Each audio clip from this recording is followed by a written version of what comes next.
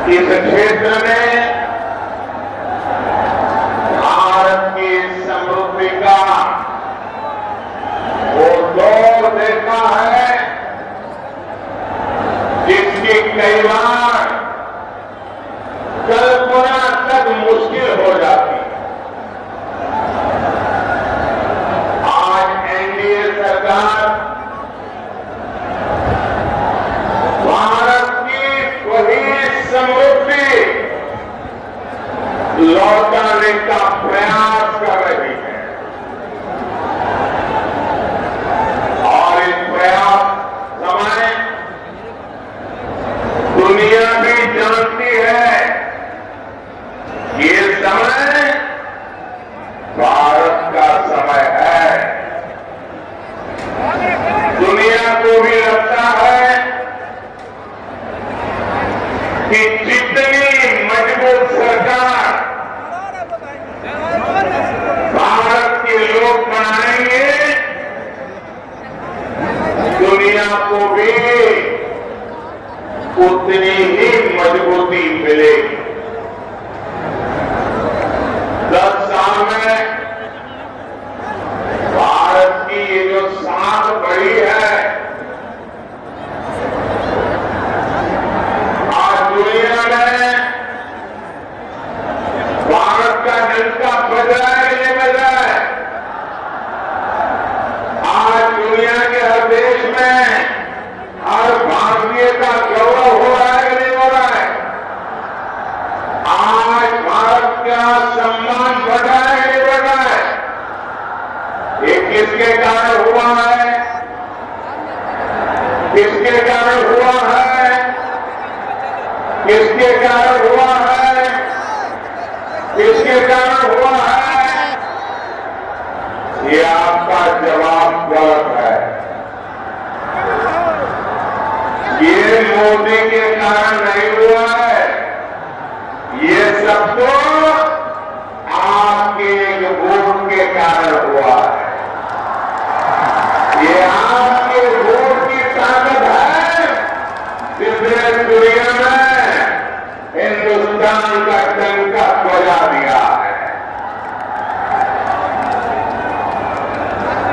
आपने अपने वोट से पहली बार एनडीए की मजबूत सरकार बनाई, मोदी को आशीर्वाद दिया। आज जो दिख रहा है ना वो आपके उस वोट का परिणाम है। आज भी इतनी विशाल संख्या में आप यहां आए हैं। मैं देख रहा हूं जितने लोग यहां हैं उससे ज्यादा बाहर धूप में देख रहे हैं मुझे। ये इस बात का प्रमाण है कि मुंगेर, बेगूसराय और खगड़िया भी एक स्वर से कह रहा है फिर एक बार, फिर एक बार, फिर एक बार। भाइयों बहनों, लालटेन वाले उस अंधेरे में जो जंगल राज चलता था उसको मुंगेर में सबसे अधिक सहा है।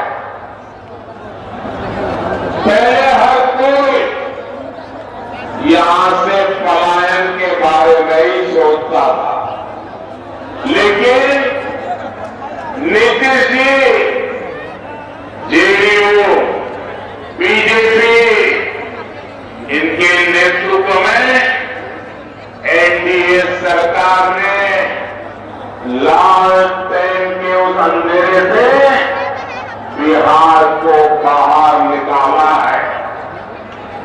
बड़ी मेहनत करके बिहार को बाहर निकाला है। अब जब भारत तेजी से विकसित हो रहा है तो बिहार के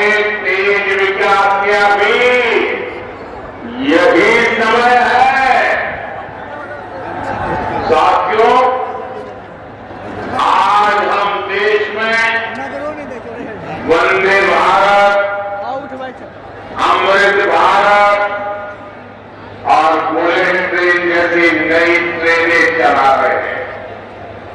ये सिर्फ आधुनिक सुविधाएं बढ़ रही है। आज हम पटरी से लेकर ट्रेन के इंजन और डिब्बे तक भारत में ही बना रहे हैं। इतना ही नहीं, हम दुनिया के और देशों में, विदेशों में भी बेच रहे हैं। इससे आने वाले समय में बिहार के रेल कारखानों को भी बहुत लाभ होने वाला। हम भारत को दलहन और तिलहन में भी आत्मनिर्भर बनाने का संकल्प लेकर चले। इसके लिए आने वाले 5 साल में मिशन मोड पर काम होगा। ऐसे में दलहन के कटोरे के रूप में इस क्षेत्र के किसानों की भूमिका और बड़ी होने जा रही है। साथियों, आज बिहार में इस चुनावी जंग में जो लड़ाई चल रही है, एक तरफ एनडीए का मॉडल है, दूसरी तरफ इंडी गठबंधन का मॉडल है। इंडी गठबंधन का मॉडल है तुष्टीकरण, अपीलमेंट, जबकि हमारा मॉडल है संतुष्टीकरण। हर एक को संतुष्ट करना, कोई छूट न जाए। जिसके हक का है उसको उसका हक मिलना चाहिए। हमने माताओं बहनों को टॉयलेट, गैस, बिजली, पानी का सुविधा दी। हमने मुफ्त राशन और मुफ्त इलाज की गारंटी दी। और कभी किसी को ये नहीं पूछा कि तुम्हारा धर्म क्या है, तुम मंदिर जाते हो कि मस्जिद जाते हो, तुम्हारी जात क्या है। हमने तो कहा जो इसका हकदार है उनको सबको मिलेगा। और यही सच्चा सेक्युलरिज्म है, यही सच्चा सामाजिक न्याय है। हमने गरीबों के पक्के घर बनाए, वो भी माताओं बहनों के नाम किए। लेकिन इंडी गठबंधन अपनी पूरी ताकत सिर्फ और सिर्फ तुष्टीकरण पर लगा रहा। कांग्रेस के शहजादे का कहना है कि वो देश भर में, ये जरा ध्यान से सुनिए, ये कांग्रेस के शहजादे ने क्या कहा है और आपके लिए कितनी बड़ी मुसीबत वो लाने वाले हैं, ये जरा समझने की जरूरत है।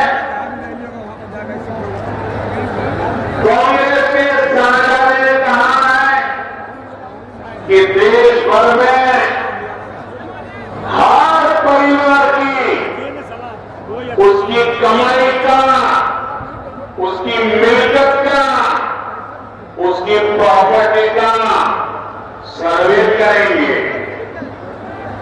परिवार के पास क्या होता है, कुछ छोटी मोटी बचत होती है, छोटी मोटी घूमती दुकान, मकान होता है। हमारी बहनों के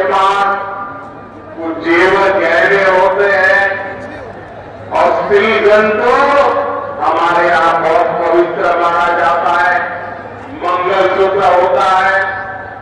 भ्रष्टाचार करके लोगों को तबाह करने वाली कांग्रेस की पूरी नजर अब आपकी संपत्ति पर पड़ गई है। साथियों, कांग्रेस कहती है कि वो किसानों के घर और जमीन के सर्वे कराएगी और आप पर विरासत टैक्स लगाएगी और कहते हुए एक्सरे निकालेंगे हर एक का, हर परिवार का एक्सरे निकालेंगे। यानी आप अपनी पूरी संपत्ति आज तो आपके पास जो भी है मरते समय आप अपने बच्चों को दे देते हैं। कोई लिख करके जाता है या मरने के बाद उनके बच्चों को मिल जाता है। लेकिन अब कांग्रेस ऐसा घोषणा पत्र लेके आई है। कांग्रेस ने ऐसी घोषणा की है क्या आप अपना खेत खलियान घर दुकान जो आपकी मेहनत से बना है, जिसके मालिक आप है, अब आप अपने बच्चों को नहीं दे पाएंगे। कांग्रेस का कहना है, शाहजहां के गुरु कह रहे हैं कि अब उसमें से आधे से अधिक कांग्रेस सत्ता में आई तो वो उसको हड़प लेंगे। यानी आपके पास गांव में 4 कमरों का घर है तो आपके बाद आपकी संतान को 4 कमरे वाला घर नहीं मिलेगा। उसमें से 2 कमरे वो हड़प कर लेंगे। मान लीजिए किसी किसान के पास 10 बीघा जमीन है, कांग्रेस की सरकार बनी तो 10 बीघा जमीन आप पारसे में विरासत में अपने बच्चों को नहीं दे पाएंगे। 5 बीघा जमीन आपको बच्चों को देनी है, 5 बीघा सरकार में जमा करनी है। ऐसा भयानक विचार लेकर के ये इंडी गठबंधन के लोग आए हैं। इधर आने नहीं आए, इतनी चर्चा चल रही है, मुंह पे ताला लगा करके कर रहे हैं, क्योंकि वो भी मौन रख करके ये संपत्ति का भागीदारी का मजा लेना चाहते हैं। विरासत टैक्स के रूप में कांग्रेस अपनी जो खासन वोट बैंक होगी, आरजेडी की अपनी जो खासन वोट बैंक होगी, ये जो आपका लूट लेंगे वो उनको बांट देंगे। और इसलिए आज पूरा देश चिंतित है, हर नौजवान चिंतित है, हर बुजुर्ग मां बाप चिंतित है। और इसलिए एक स्वर से देश कह रहा है, कांग्रेस की लूट, कांग्रेस की लूट जिंदगी के साथ भी, जिंदगी के बाद भी, मरने के बाद भी लूटेंगे। कांग्रेस की इस योजना में आरजेडी उसके साथ कंधे से कंधा मिलाकर चल रही है।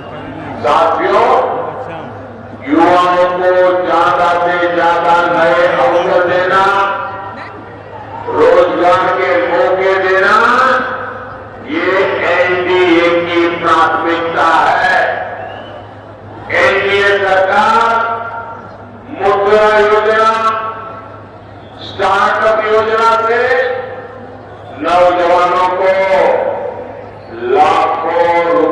की मदद दे रही है।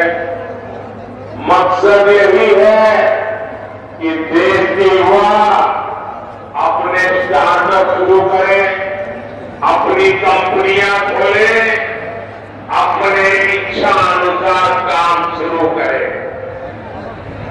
लेकिन कांग्रेस नौजवानों की सैलरी, उनकी कमाई पर, छोटे उद्योगों की कमाई पर भी भारी टैक्स लगाना चाहती है।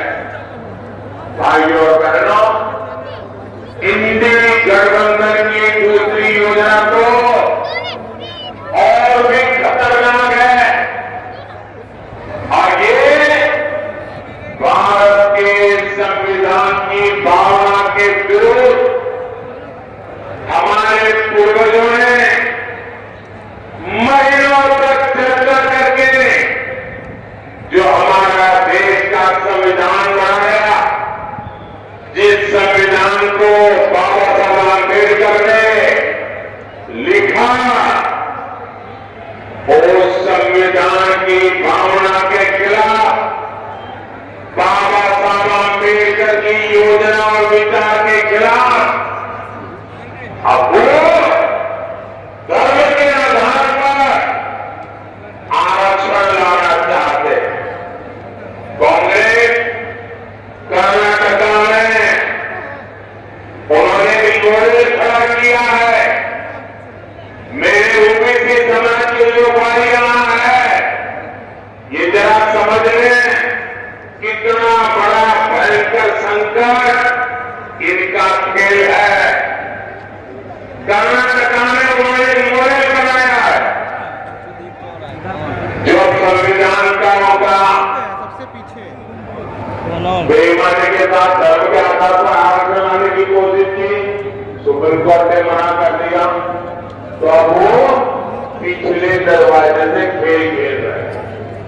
और इसलिए उन्होंने क्या किया, कर्नाटका में ओबीसी को जो 27% आरक्षण संविधान ने दिया है, बाबा साहब आंबेडकर ने दिया है, भारत की संसद ने दिया है, उन्होंने क्या किया, रातों रात कर्नाटका में जितने भी मुसलमान समाज के लोग हैं,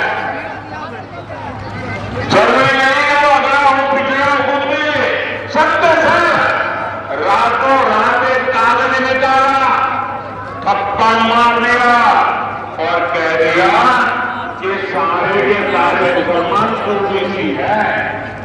और उसका परिणाम यह आया कि ओबीसी समाज का जो 27% का आरक्षण था, उसका बहुत बड़ा हिस्सा उन्होंने धर्म के नाम पर दे दिया। ओबीसी समाज का आरक्षण उन्होंने काट दिया। अब यही जो पूरे बिहार में ये